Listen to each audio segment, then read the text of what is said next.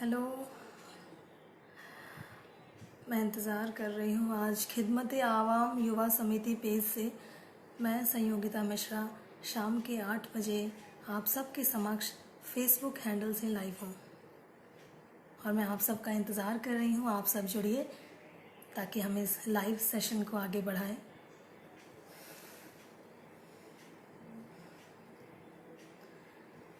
जैसा कि मैं देख रही हूँ 2 लोग मुझे देख रहे हैं। आप प्लीज़ जो भी जुड़ते जा रहे हैं वेव करें, कुछ भी कमेंट बॉक्स में लिखें अपने, ताकि मुझे आपकी मौजूदगी का पता चलता रहे। आप कुछ भी कमेंट बॉक्स में लिखें ताकि मुझे पता चलता रहे आप जुड़ रहे हैं।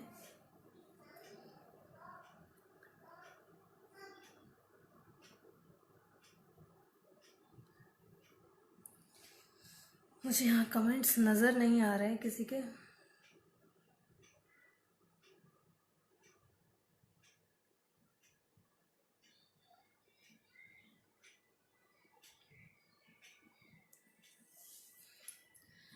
क्या आपको मेरी आवाज़ आ रही है?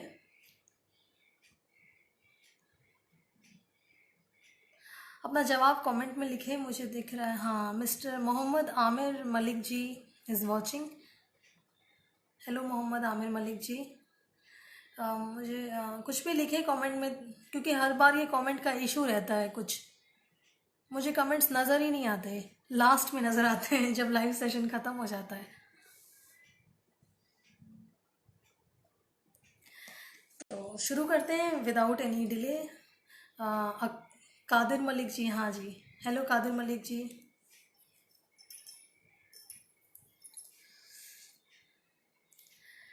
जी, आप शुरू करते हैं। शाम के 8:04 हो रहे हैं।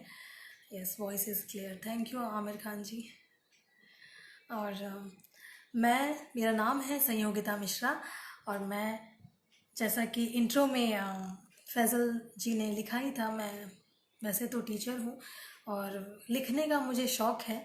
पिछले 1-1.5 सालों से लिख रही हूँ और हिंदी साहित्य में मेरा खासा लगाव है, क्योंकि स्कूल में भी मेरा हिंदी पसंदीदा विषय था, जिसे मैंने आगे किसी कारणवश कंटिन्यू नहीं कर पाई।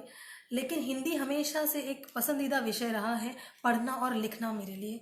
और मेरे और इसी जी जी जी। और इसी संदर्भ में मैं कुछ अपने बारे में बता देती हूँ। मैं वैसे फ़ौजी परिवेश में बचपन से रही हूँ। मेरे पिताजी फ़ौज में हैं और बचपन से फ़ौजी परिवेश में रहने के कारण लोगों को जानने और समझने में मेरी रुचि बढ़ती गई। जगह परिवर्तन होने के कारण, जैसा कि जानते हैं फ़ौजियों का ट्रांसफ़र हो जाता है हर 3 से 4 साल में, तो जगह परिवर्तन होने के कारण लोगों को जानने और समझने में मेरी रुचि बढ़ती गई। धीरे धीरे वो रुचि ऐसा महसूस हुआ कि जीवन को हम पढ़ते जा रहे हैं। जितना ज़्यादा आप यात्रा करेंगे, जितनी ज़्यादा यात्रा करेंगे, यात्रा आपको बेहतरीन अनुभव प्रदान करती है। तो यात्रा से ऐसा महसूस होता है कि हम ज़िंदगी को कितना हद तक पढ़ते जा रहे हैं। जब हम ज़िंदगी को पढ़ने लग जाते हैं तो उसे एक्सप्रेस करना सीख जाते हैं। कोई एक्सप्रेस करते हैं बोल के, कोई एक्सप्रेस करते हैं अपने किसी भी पैशन को फॉलो करके। मैंने लेखनी को चुना, तो मैं एक्सप्रेस करती हूँ लिख कर। और पिछले 2 सालों से लिख रही हूँ और मुख्यतः छंद मुक्त कविताएं लिखती हूँ। लयबद्ध भी लिखती हूँ कुछ कुछ, पर छंद का ज्ञान नहीं है मुझे। लय लिख देती हूँ और सीख रही हूँ। अभी सीखने का सिलसिला जारी है और आगे तक जारी ही रहेगा, मरते दम तक। और मेरे पसंदीदा कवियों और शायरों में से कुछ हैं बशीर बद्र जी और गीत चतुर्वेदी जी, गुलजार साहब। महिलाओं में हैं दीप्ति नवल जी, अमृता प्रीतम जी, सुभद्रा कुमारी चौहान जी। अभी मुझे नाम याद नहीं आ रहे। अब आजकल लॉकडाउन का विषय टाइम है तो इन्हीं को पढ़ रही हूँ। और जैसा कि मैं देख रही हूँ बहुत लोग जुड़ गए हैं, अब मैं आप सबसे जुड़ जाती हूँ। तो ये मैंने अपने बारे में कुछ बताया। अमन सैफ़ी जी, बहुत बहुत शुक्रिया, आपका भी स्वागत है। मोहम्मद वहीम मलिक जी, बहुत बहुत शुक्रिया जुड़ने के लिए, आप सबका स्वागत है। फैज़ल जी, बहुत बहुत शुक्रिया मुझे ये मौका देने के लिए। हाँ, तो मैं कुछ सर्वप्रथम मैं खिदमत आवाम युवा समिति पेज का, उनकी पूरी टीम का हार्दिक आभार व्यक्त करना चाहूँगी कि मुझे सबसे पहले इस पेज से अपनी भावनाओं को, अपनी रचनाओं को साझा करने का मौका दिया। जैसा कि ये पेज हम जानते ही हैं कि विगत कई वर्षों से समाज सेवा के कार्य में उत्तीर्ण रहा है और इसकी कई इकाइयां हैं। मजदूर इकाई, मजदूर यूनियन इकाई और क्रिकेट इकाई, साहित्य इकाई, और जिसके अध्यक्ष हैं मार्टिन फैजल साहब जी। और बहुत ही उम्दा तरीके से, श्रृंखलाबद्ध तरीके से विगत कुछ वर्षों से सफलतापूर्वक ये समाज सेवा का कार्य कर रहे हैं और लॉकडाउन के टाइम पे मजदूरों को पर्याप्त सुविधाएं और पर्याप्त भोजन मुहैया कराने का बीड़ा उठाया है। इसके लिए ये तो वाकई काबिले तारीफ है और जितनी भी प्रशंसा की जाए कम है। समाज को ऐसे युवाओं की अत्यंत आवश्यकता है। तो मार्टिन फैसल साहब का हार्दिक आभार और उन्हें बहुत बहुत शुभकामनाएं। और एक बार आप सबका, जैसा कि मैंने देखा कि मार्टिन फैजल जी ने, फैजल जी बोलूँगी मार्टिन नहीं बोलूँगी, और फैजल साहब ने काफ़ी ये पोस्टर को प्रमोट करने के लिए आप सब ने कितना ज़्यादा सहयोग दिया है, क्योंकि इस पेज से साहित्य के से रिलेटेड ये सबसे पहला लाइव है, उन्होंने मुझे जैसा बताया था। और कितना हद तक उन्होंने इस मेरे पोस्टर को प्रमोट किया है अपने दोस्तों में, हर जगह। इसके लिए आप सबका बहुत बहुत आभार सहयोग के लिए। उम्मीद है मैं इस लाइव सेशन को भी सफलतापूर्वक निभा पाऊँ। और बस अब आगे शुरू करती हूँ, ज़्यादा वक्त ज़ाया नहीं करूँगी, 8 मिनट हो गए हैं। इस बीच आप सब जुड़ गए हैं, जो भी नए जुड़ते जा रहे हैं जी। मोहम्मद जावेद मलिक जी, खिदमत आवाम परिवार में आपका हार्दिक अभिनंदन है। बहुत बहुत शुक्रिया, बहुत बहुत शुक्रिया। जैसा कि मैंने अभी अपने बारे में बताया है, मेरा नाम संयोगिता मिश्रा है और आज 8 बजे मैं आप सबके समक्ष खिदमत आवाम पेज से लाइव हूँ। तो अब मैं शुरू करती हूँ अपनी रचनाएं, मैं ज़्यादा विलंब नहीं करूँगी। रचनाओं के श्रृंखला में तो मैं सबसे पहले आज मैं लेकर आई हूँ आप सबके समक्ष कुछ कविताएं, कुछ नज़में और कुछ लघु कथाएं।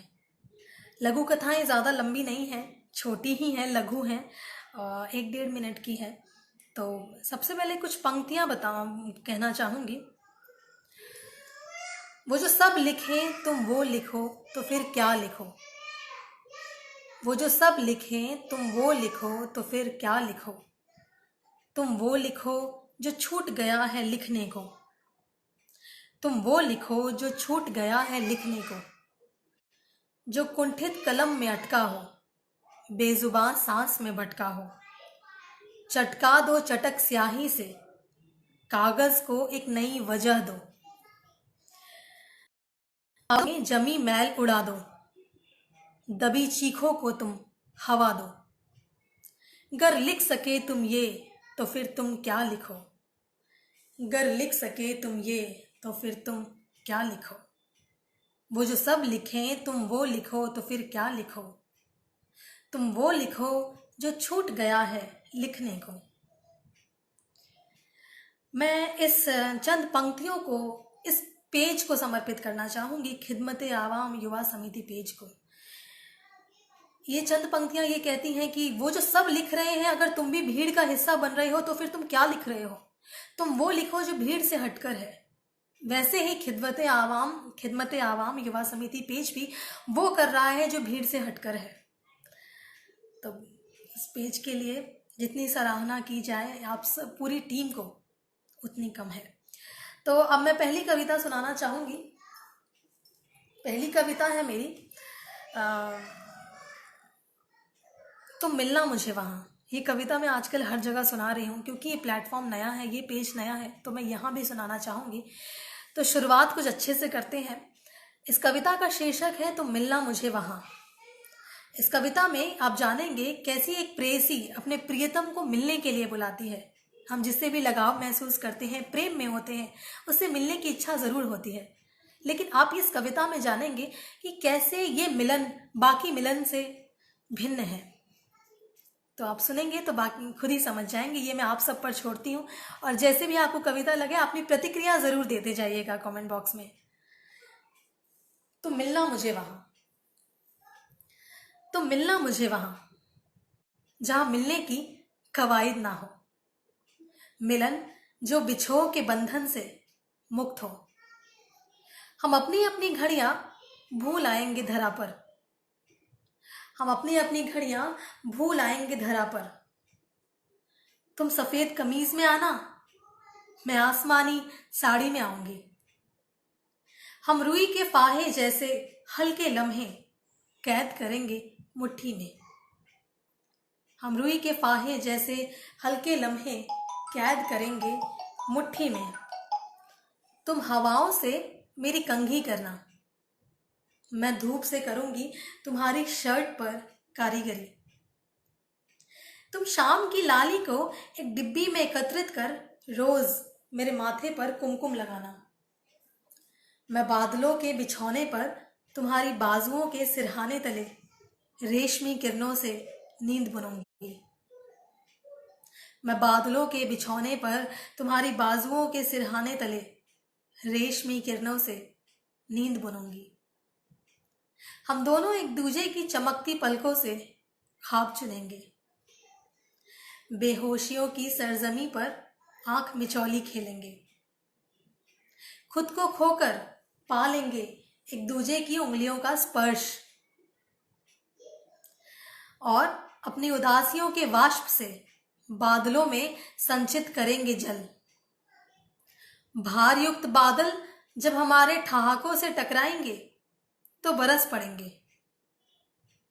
भार युक्त बादल जब हमारे ठहाकों से टकराएंगे तो बरस पड़ेंगे। हम रूह को कर लेंगे तर और अश्क बहाएंगे अपने मिलन पर। हम रूह को कर लेंगे तर और अश्क बहाएंगे अपने मिलन पर। तुम मिलना मुझे वहाँ, हाँ तुम मिलना मुझे वहाँ जहाँ मिलने की कवायद ना हो। तो उम्मीद है ये कविता आपको अच्छी लगी होगी। तो मिलना मुझे वहाँ, जैसी भी लगी होगी अपनी प्रतिक्रिया दे दीजिएगा। जिंदगी के फलसफे को बयां करती हुई मैंने अगली कविता लिखी थी, एक काफ़ी पहले एक कविता लिखी थी। इसका शीर्षक है अधूरा बहुत चुभता है। जैसा कि मैं देख रही हूँ लोग जुड़ रहे हैं, बहुत बहुत शुक्रिया जो भी जुड़ते जा रहे हैं। हाँ जी, फ़ोन साइलेंट मोड पर कीजिए। हाँ जी, कर दिया है काफ़ी पहले। Sorry for the disturbance. हाँ, ज़िंदगी के फ़लसफ़े को बयां करती हुई एक कविता लिखी थी मैंने, जिसका शीर्षक है अधूरा बहुत चुभता है। ज़िंदगी में हम काफ़ी ख्वाहिशें करते हैं। कुछ ख्वाहिशें मुकम्मल हो जाती हैं, कुछ अधूरी रह जाती हैं। जो अधूरी रह जाती हैं वो हमारे जहन को कुरेदती रहती हैं, वो हमारे अंदर तैरती रहती हैं वो ख्वाहिशें। तो इन अधूरी चीज़ों पर ही मैंने एक कविता लिखी थी, अधूरा बहुत चुभता है। और हाँ, अगर आपको मेरी ये सेशन अच्छा लग रहा है तो आप इसको आगे शेयर भी करते जाइए, इस लाइव सेशन को, जिससे ज़्यादा से ज़्यादा लोग इस सेशन से जुड़ सकें। आप सबने इतनी जद्दोजहद की है प्रमोट करने में पोस्टर को, और क्योंकि ये पहला लाइव सेशन है इस पेज से, तो मैं चाहती हूँ कि ये ज़्यादा से ज़्यादा लोग इस पेज से जुड़ें और इस सेशन से भी जुड़ें। तो अधूरा बहुत चुभता है, एक कविता लिखी थी मैंने, तो उस कविता को सुनाना चाहूँगी। सीने में खलिश बनके अश्कों में बहता है, सीने में खलिश बनके अश्कों में बहता है, ज़हनी दीवारों पर सीलन सा पनपता है। अधूरा अधूरा बहुत चुभता है, अधूरा अधूरा बहुत चुभता है। खंडहर के दरीचों से झांकता जैसे गांव शहर को तकता है, खंडहर के दरीचों से झांकता जैसे गांव शहर को तकता है। उजड़ी सभ्यता की सिसकियां आबादी की ख्वाहिश लिए घुटता है। अधूरा अधूरा बहुत चुभता है, अधूरा अधूरा बहुत चुभता है। इंतजार दस्तक में दरवाजा चीखता चिल्लाता है, अदबुना स्वेटर जैसे ठंड को बहलाता है। जब याद अकेला बैठा बालकनी में सिगरेट के कश लगाता है। अधूरा अधूरा बहुत चुभता है, अधूरा अधूरा बहुत चुभता है। अधूरा मुकम्मल सी अर्जियां लगाता है, अधूरा मुकम्मल सी अर्जियां लगाता है। दिल छलनी छत सा टपकता है, गले में फांस बनकर हिचकियों में अटकता है। गले में फांस बनकर हिचकियों में अटकता है, जब खत कोई बंद लिफाफे में घुटता है। जब खत कोई बंद लिफाफे में घुटता है। अधूरा अधूरा बहुत चुभता है, अधूरा अधूरा बहुत चुभता है। तो ये कविता थी अधूरा बहुत चुभता है, अधूरी चीज़ों पर थी। आप सब की कुछ ना कुछ, हम सब की कुछ ना कुछ ख्वाहिशें होती हैं, कुछ अधूरी रह जाती हैं, कुछ मुकम्मल हो जाती हैं। उम्मीद है आप सब इस कविता को रिलेट कर पाए होंगे। और शुक्रिया अमन जी, शुक्रिया रेहान अली जी, नज़ीम सैफ़ी जी, गणेश वर्णेकर साहब, आप सबका बहुत बहुत शुक्रिया इस सेशन से जुड़ने का, मुझे सुनते रहने का, अपना वक्त देने का। मोहम्मद इकबाल साहब, बहुत बहुत शुक्रिया आप सभी का। और एक मैंने लघु कथा लिखी थी, एक लयबद्ध लघु कथा थी। एक मैंने इवेंट किया था, तो उसमें हमें एक तस्वीर दी गई थी। उस तस्वीर को देखकर हमें कुछ लिखना था। उस तस्वीर में ये था कि एक रेलवे स्टेशन पे एक बूढ़ा आदमी एक बूढ़ी औरत को, जिसने हरी शॉल पहनी है, गुलाब का फूल दे रहा है। काफ़ी दिनों बाद मिल रहा है उससे, तो उस पर हमें कुछ लिखना था, मिलन पे। तो मैंने इस पर कुछ लिखा था। इसका शीर्षक है वो मुलाकात। वो मुलाकात। आप सब जुड़ेंगे और तल्लीनता से सुनेंगे तो मुझे बहुत अच्छा लगेगा और मेरा हौसला अफजाई भी होता रहेगा। जैसा कि मैं देख रही हूँ आप सभी अपना वक्त दे रहे हैं, जो बहुत बड़ी बात है। तो मैं शुरू कर रही हूँ। वो मुलाकात। कमबख्त इस स्याह रात में दो ही चीज़ें बड़ी बेचैन थी। कमबख्त इस स्याह रात में दो ही चीज़ें बड़ी बेचैन थी। एक दीवार पे टंगी वो घड़ी, दूसरा मेरा दिल, जो उस रात से जल्दी गुजर जाने की गुजारिश कर रहा था। बरसों, क्योंकि मेरी सुबह तो उसके दीदार से मुकम्मल होने वाली थी। बरसों से जो चेहरा जो तसव्वुर में बसाया था, आज उससे मिलने की ख्वाहिश मुकम्मल हो रही थी। वो शख्स कुछ रूहानी था। वो रिश्ता मुझे याद मुज़ुबानी था। वो रिश्ता जिसे हम दोनों ने वक्त की मध्यम आंच पर सेका था। वो रिश्ता जिसे हमें लम्हा लम्हा जीना था, पर समाज की बंदिशों ने, वक्त की रंजिशों ने उसे हम दोनों से छीना था। हजार बातें मैं तुमसे करना चाहती थी। हजार बातें मैं तुमसे करना चाहती थी। छुप छुप कर मिलना चाहती थी। पगडंडियों पर चलना चाहती थी। तुम्हारी नजरों से संवरना चाहती थी। काजल गहरा लगाना चाहती थी। होठों को सुर्ख लाल रंगों से सजाना चाहती थी। पर वक्त ने इतना वक्त ही कहाँ दिया। पर वक्त ने इतना वक्त ही कहाँ दिया। अब बालों में चांदी उगाई है, चेहरे पर झुर्रियां सी छाई है, गालों ने हया की लाली ओढ़ी है। हाँ, मैंने आज तुम्हारे पसंद की हरियाली ओढ़ी है। वो हजार ख्यालों की चिट्ठियां, बेचैनियों के लिफाफे, बेताबियों के पिटारे, जो सब तुम ख्वाबों में दे जाया करते थे, उन सबको अपनी हरी शॉल के आंचल से बांध दहलीज को लांग मैं अनवरत बढ़ चली उस राह पर जो मुझे तुम तक मिलाने वाली थी। स्टेशन की उस भीड़ में कुली की बकर, गाड़ियों का हॉर्न, उस कोलाहल में सब शून्य हो गया, जब धुंधला धुंधला सा शख्स सफेद कमीज में नजर आया। स्टेशन की उस भीड़ में, कुली की बकर में सब शून्य हो गया, जब धुंधला धुंधला सा एक शख्स सफेद कमीज में नजर आया। बस उस पल सब थम गया, वक्त रुक गया और मेरी आंखों से बह गया निरंतर झरना जो बरसों से दिल में जगा था। मेरी आंखों से बह गया निरंतर झरना जो बरसों से दिल में जमा था।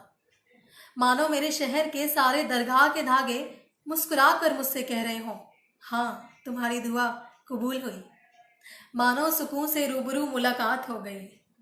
लब खामोश थे, निगाहों की आपसी बात हो गई। लब खामोश थे, निगाहों की आपसी बात हो गई। हम दोनों ने एक दूजे को बाहों में गिरफ्त किया। हम दोनों ने एक दूजे को बाहों में गिरफ्त किया। अपनी रूह को आज़ाद किया, अपने इश्क को आबाद किया। अपनी रूह को आज़ाद किया, अपने इश्क को आप बात किया, शुक्रिया। तो ये कविता लघु कथा थी लयबद्ध, वो मुलाकात। उम्मीद है आपको पसंद आई होगी। आप सब मुझे सुन रहे हैं पर कुछ कमेंट नहीं कर रहे हैं। कुछ लिखते जाएंगे तो फिर मुझे लगेगा कि आप सब यहाँ जुड़ रहे हैं, देख रहे हैं बाकायदा। अमन सैफ़ी साहब बहुत बहुत शुक्रिया। सबील सैफ़ी जी बहुत बहुत शुक्रिया जुड़ने के लिए। रेहान अली जी, ठीक है। एक कविता मैंने लिखी थी बॉडी शेमिंग के विषय पर। बॉडी शेमिंग का विषय जिस पर पहले भी कई आर्टिकल्स में इस पर विचार विमर्श हुआ है और कई बॉलीवुड सेलिब्रिटीज़ ने भी इस पर राय मशवरा दी है। बॉडी शेमिंग का कॉन्सेप्ट ये है कि हम जैसे भी हैं पहले खुद को स्वीकार करें, फिजिकली जैसे भी हैं, शारीरिक रूप से हम जैसे भी हैं, मोटे पतले गोरे काले जैसे भी हैं, पहले खुद से प्रेम करें। खुद से प्रेम करना बहुत ज़रूरी है। जब खुद से प्रेम करेंगे तभी हमें दूसरे स्वीकार कर पाएंगे, तभी हम दूसरों को भी प्रेम कर पाएंगे। तो इस पर मैंने लिखा था शारीरिक जो घृणा होती है, लोग जो शारीरिक रूप से नज़रों से शारीरिक क्या बोलते हैं उसको, बॉडी शेमिंग के टॉपिक को जो, चलो मैं शुरू करती हूँ अब इसको। इसका शीर्षक है तुम नहीं देखते।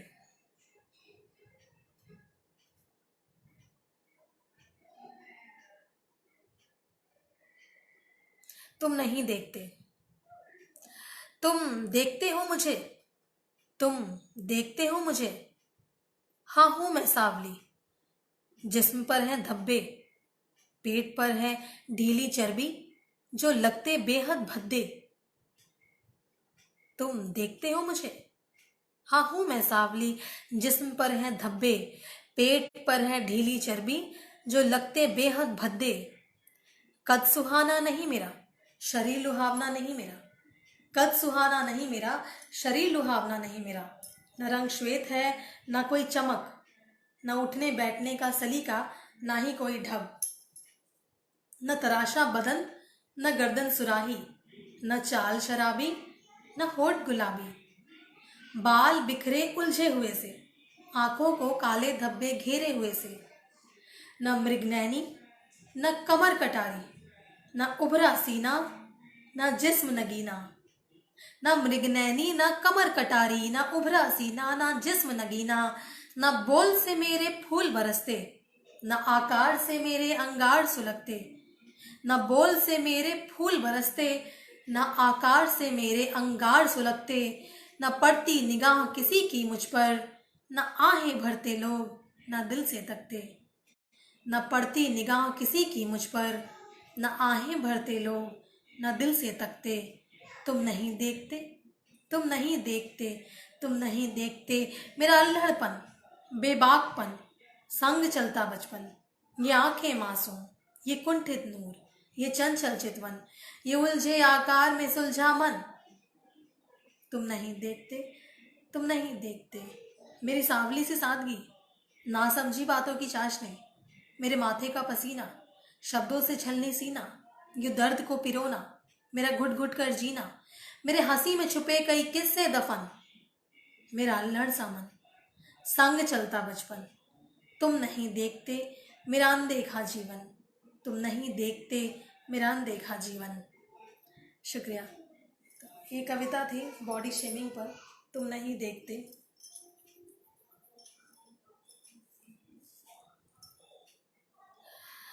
जान मोहम्मद मलिक जी ये कह रहे हैं पहले सुन लें, फिर जान मोहम्मद मलिक जी कह रहे हैं बहुत अच्छी लगी, फिर कह रहे हैं वो बिल्कुल सही है।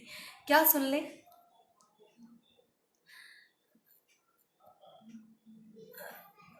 जैसा कि मैं देख रही हूँ 13 लोग हैं, 14 लोग देख रहे हैं।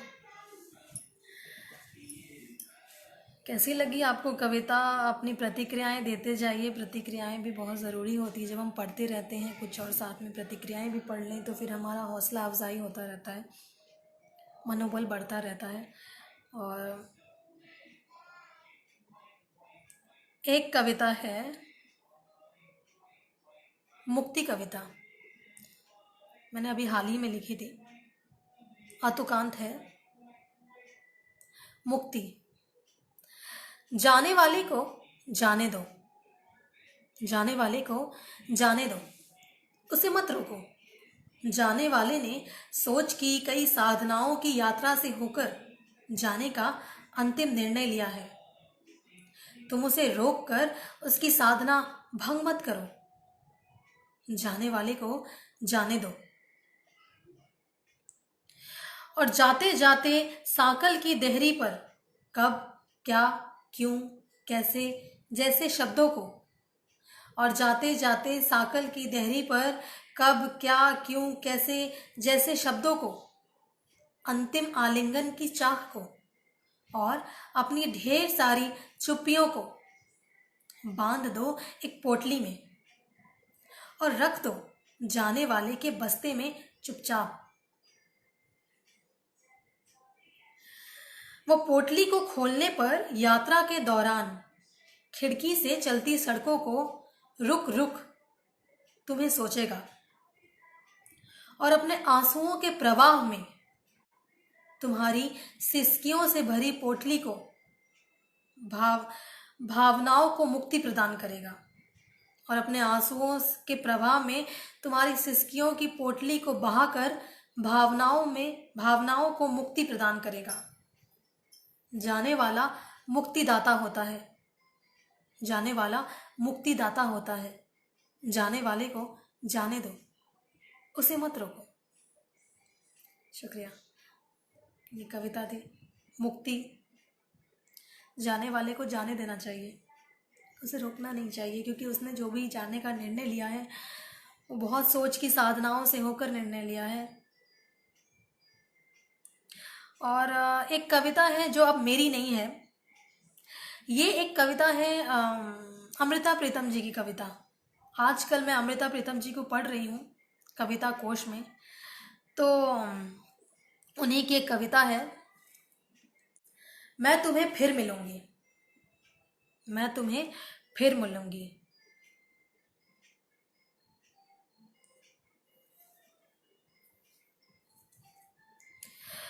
मैं तुझे फिर मिलूंगी, मैं तुझे फिर मिलूंगी। कहाँ, कैसे पता नहीं, शायद तेरी कल्पनाओं की प्रेरणा बन तेरे कैनवास पर उतरूंगी, या तेरे कैनवास पर एक रहस्यमयी लकीर बन खामोश तुझे देखती रहूंगी। मैं तुझे फिर मिलूंगी, कब, कहाँ, कैसे पता नहीं, या सूरज की लौ बनकर तेरे रंगों में घुलती रहूंगी, या सूरज की लौ बनकर तेरे रंगों में घुलती रहूंगी, या रंगों की बाहों में बैठकर तेरे कैनवस पर बिछ जाऊंगी। पता नहीं कहाँ किस तरह, पर तुझे जरूर मिलूंगी। या फिर एक चश्मा बनी जैसे झरने से पानी उड़ता है, मैं पानी की बूंदे तेरे बदन पर मलूंगी और एक शीतल एहसास बन तेरे सीने से लगूंगी। मैं और तो कुछ नहीं जानती, मैं और तो कुछ नहीं जानती, पर इतना जानती हूं कि वक्त जो भी करेगा यह जन्म मेरे साथ चलेगा। वक्त जो भी करेगा यह जन्म मेरे साथ चलेगा। यह जिस्म खत्म होता है तो सब कुछ खत्म हो जाता है, यह जिस्म खत्म होता है तो सब कुछ खत्म हो जाता है। पर यादों के धागे कायनात के लम्हे की तरह होते हैं, यादों के धागे कायनात के लम्हे की तरह होते हैं। मैं उन लम्हों को चुनूंगी, उन धागों को समेट लूंगी। मैं तुझे फिर मिलूंगी, मैं तुझे फिर मिलूंगी। कहाँ, कैसे पता नहीं। ये कविता थी अमृता प्रीतम जी, महान कवित्री अमृता प्रीतम जी, उनकी एक कविता थी, मैं तुझे फिर मिलूंगी। मोहम्मद अबीद आसिफ मंसूरी साहब, बहुत शानदार लगी, बहुत बहुत शुक्रिया मंसूरी साहब। बहुत बहुत शुक्रिया आपका कविताओं पर प्रतिक्रिया देने से पहले बहुत बहुत शुक्रिया मुझसे जुड़े रहने के लिए, बाकायदा इस सेशन से जुड़े रहने के लिए बहुत बहुत शुक्रिया। क्योंकि आज के समय में अपना वक्त किसी को देना बहुत बड़ी बात होती है। मैं खुद भी किसी लाइव सेशन को लगातार नहीं देख पाती हूँ। आप सब जुड़े हैं लगातार तब से और मुझे सुन रहे हैं, यही बहुत बड़ी बात है। बहुत बहुत शुक्रिया। और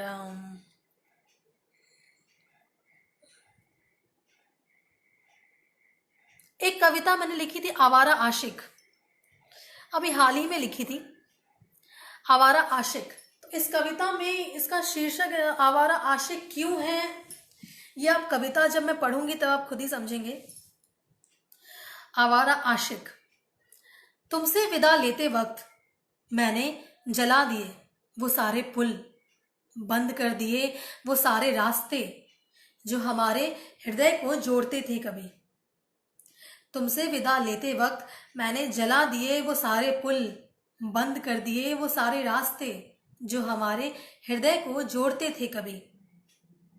लेकिन तुम फिर भी मेरा पीछा नहीं छोड़ते, लेकिन तुम फिर भी मेरा पीछा नहीं छोड़ते। आते रहे मेरी आंखों में बरबस आंसू बनकर, रोकते, कुछ नेटवर्क इशू हो गया था, रोकते रहे रास्ते अक्सर तेज हवा बनकर, पीछा करते रहे सुर्ख पीली उड़ती पत्तियां बनकर, खींच देते हो दुपट्टा अक्सर किसी झाड़ का कांटा बनकर। किसी मोड़ पर अकेले चलते वक्त सीटी बजा देते हो, फप्तियां कस देते हो बादल की तेज गरज बनकर। भरे लोगों के बीच मुझे आंख मार देते हो, चुपता हो आंख में कोई तिनका बनकर। बाजार में अक्सर चलते वक्त मेरी कमर पर थपकी दे जाते हो, सिग्नल पर गुलाब बेचता हुआ कोई बच्चा बनकर। ओढ़ लेते हो मुझे तुम अक्सर, ओढ़ लेते हो मुझे तुम अक्सर, मेरी अलमारी में रखे शिफॉन का दुपट्टा बनकर, मेरी अलमारी में रखे शिफॉन का दुपट्टा बनकर। चूम जाते हो मुझे तुम, चूम जाते हो मुझे तुम लबों का कलमा बनकर। ताड़ते रहते हो अक्सर मुझे, ताड़ते रहते हो अक्सर मुझे नीला आसमान हो जैसे, ताड़ते रहते हो अक्सर मुझे नीला आसमान हो जैसे। सच ही कहते थे लोग तुम्हें आवारा कहीं के, सच ही कहते थे लोग तुम्हें आवारा कहीं के। तो ये कविता थी आवारा कहीं के, सॉरी ये कविता थी आवारा आशिक।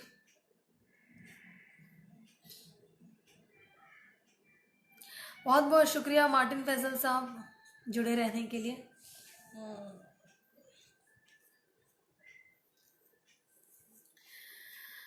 और अच्छा लग रहा है, आप सब सुन रहे हैं। मैं भी बिना पॉज लिए लगातार पढ़ती जा रही हूँ क्योंकि जितने भी कमेंट्स दिख रहे हैं मैं उनके रिप्लाई दे रही हूँ, जितने भी लोग जुड़ रहे हैं। इस बीच आप भी मुझसे कुछ पूछ सकते हैं, कुछ बातें हम कर सकते हैं, कुछ पूछ सकते हैं आप।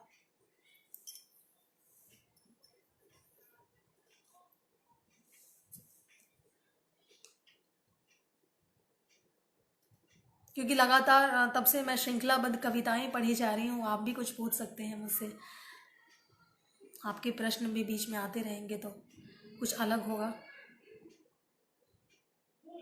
रत्नेश कुमार मौर्य साहब, वाह बहुत खूब, बहुत बहुत शुक्रिया। कमांडो एम कमांडो, बहुत बहुत शुक्रिया। कोई प्रश्न नहीं है लगता है आपके सिर्फ सुनना चाहते हैं आप बहुत बहुत शुक्रिया। सुनना भी एक बहुत बड़ी कला है, आजकल सुनता कोई नहीं है, कोई नहीं सुनता आजकल। गीत चतुर्वेदी जी साहब कहते हैं कि सुनना बहुत बड़ी कला है, कहने की तत्परता में हम सुनना भूल जाते हैं। मैं सुनता हूँ करके एक उनकी कविता है उनकी किताब से, खुशियों के गुप्तचर से। वो किताब अभी मेरे पास है नहीं, दूसरे कमरे में, मैं ज़रूर उसे पढ़ के सुनाती। तो एक कविता मैंने लिखी थी काफ़ी पहले, लेकिन जैसा कि अभी 2 दिन से कुछ ऐसा अनुभव कर रही हूँ, पहले इरफान खान साहब जी का इंतकाल हुआ, फिर कल ऋषि कपूर साहब जी का, तो मैं कल से कुछ ऐसा ही महसूस कर रही हूँ। तो मैं चाहती हूँ वो कविता मैं आप सबके समक्ष रखूँ।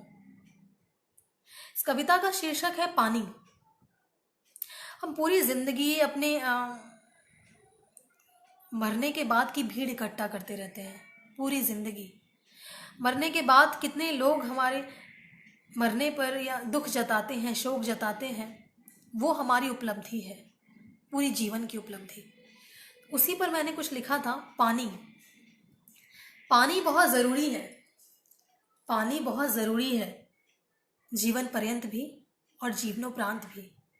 जीवन पर्यंत शरीर को जीवन देता है पानी, और जीवनोपरांत किसी अपने की आंखों में अपने लिए आया पानी हमारी आत्मा को जीवन देता है। पानी बहुत ज़रूरी है। पानी का अभाव है आजकल, पानी का अभाव है आजकल।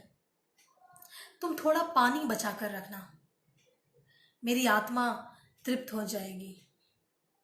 तुम थोड़ा पानी बचा कर रखना, मेरी आत्मा तृप्त हो जाएगी। तो छोटी सी कविता थी, व्यंग था इस कविता में। उम्मीद है आपको पसंद आई होगी। आपके जाने के बाद कितनों की आंखें नम होती हैं, यह आपके लिए उपलब्धि है, आपके जीवन की उपलब्धि है। इस कविता का सार यही था। और मैं ये गुजारिश करना चाहूँगी, इस लाइव सेशन को ज़्यादा से ज़्यादा लोग शेयर करते जाएं। आप जो भी सुन रहे हैं इसको शेयर करते जाएं। जितने ज़्यादा से ज़्यादा लोग जुड़ते जाएंगे शेयरिंग के थ्रू, उतना ज़्यादा पेज भी प्रमोट होगा, और पेज का जो नेक मकसद है उससे भी लोग जुड़ते जाएंगे। और सबसे सर्वप्रथम जो साहित्य से जुड़कर इस पेज ने जो लाइव सेशन स्टार्ट किया है श्रृंखला को, उससे भी लोग जुड़ते जाएंगे। और सीधे एम कमांडो जी कह रहे हैं, सीधे लोग हैं जी, सारे सुनना ही पसंद करते हैं।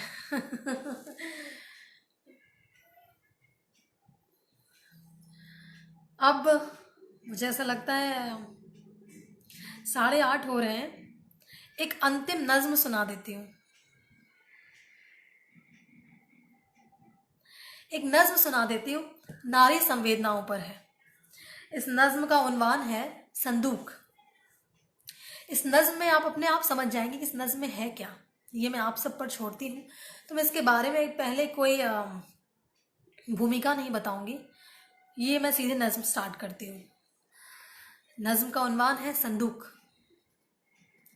अगर तुम सोचती हो कि वो तुम्हारे रुखसार पर गिरते लटों को तुम्हारे कान के पीछे हौले से सरकाएगा, तुम्हारी पलकों की उठने गिरने गिरने उठने की मध्यम लय की खामोशियों को चूमेगा, तुम्हारे बालों में उलझे झुमके को मचलती तमन्नाओं से सुलझाएगा।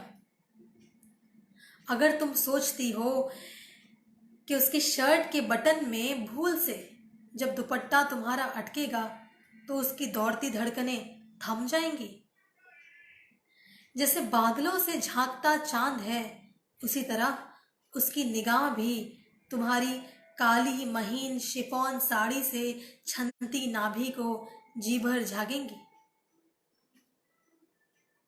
अगर तुम सोचती हो कि उसकी उंगलियां तुम्हारे गालों की मखमली सतह की छुअन की ख्वाहिश को मचलेंगी, जिक्र तुम्हारा अक्सर उसकी गजलों में थिरकेगा, वो रात दिन तुम्हारी सोच ओढ़कर टहलेगा।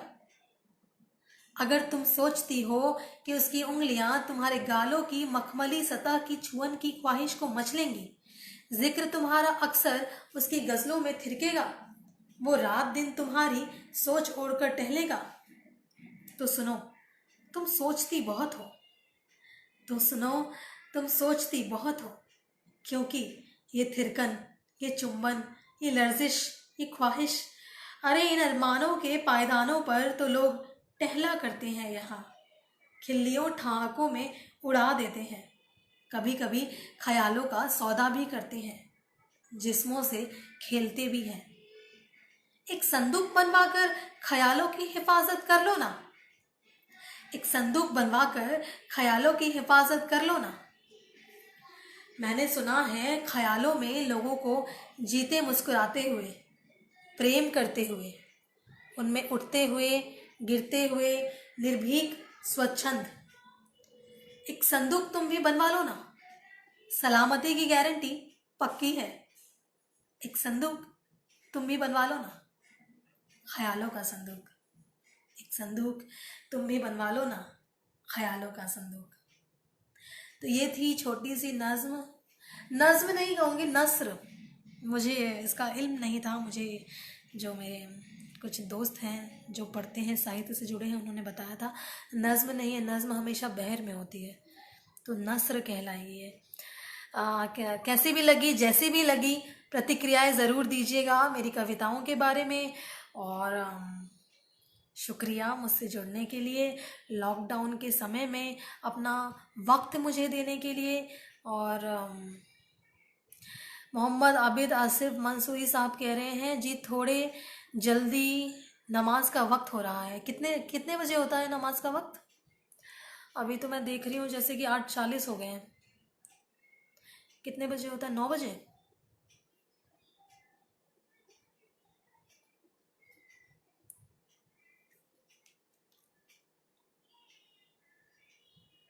अच्छा ठीक है ओके, तो मैं एक बार फिर जाते जाते आप सबका तहे दिल से आभार करूंगी। सरकार द्वारा दिए गए सभी निर्देशों का पालन करें। ये वक्त भी गुजर जाएगा, ये लॉकडाउन वक्त भी गुजर जाएगा। जैसे अब तक हमने धैर्य बना के रखा है, कुछ दिन और हमें इस कोरोना की भीषण लड़ाई से लड़ना है, और हम सब पार निकलेंगे इस लड़ाई से। और स्वस्थ रहें, मस्त रहें, खुश रहें। बहुत बहुत शुक्रिया कमांडो जी। और एक बार फिर इस पेज का मार्टिन फैजल साहब जी का बहुत बहुत आभार मुझे ये मौका देने के लिए।